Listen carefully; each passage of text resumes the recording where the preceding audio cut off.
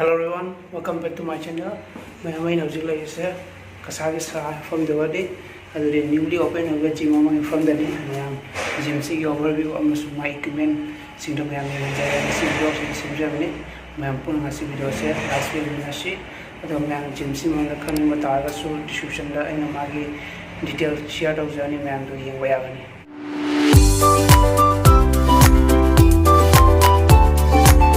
My main result is cardio to from the knee. I do my gym say Romani sweet. Amana a weight train to from Amana cardio. Cardio give you to hand memory and jacket. I do go weights and from the soup memory and jacket.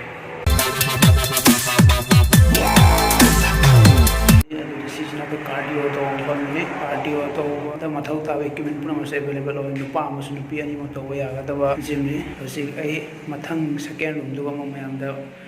Yang jaga ada second room se kai equipment available hai bro.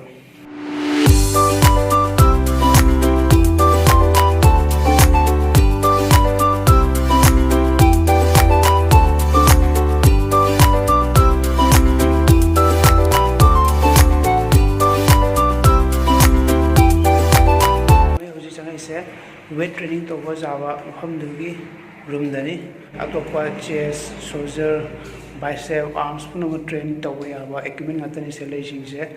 My wife has a my view saying and jaga.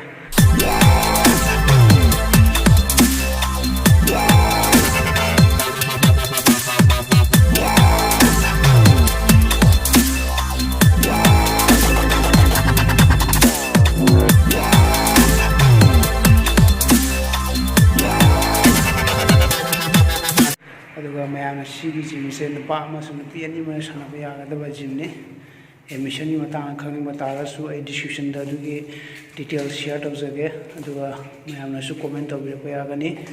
I do a ma'am see gym say open with Quidre. The Mathan the day so that a workout video shared of the cunning CCD only gym see overview. I do a ma'am the swing and into the sea blow shim Germany. I want to see the Matan lotion jerke. Ma'am the swing channels and like, share, and subscribe to the Thank you.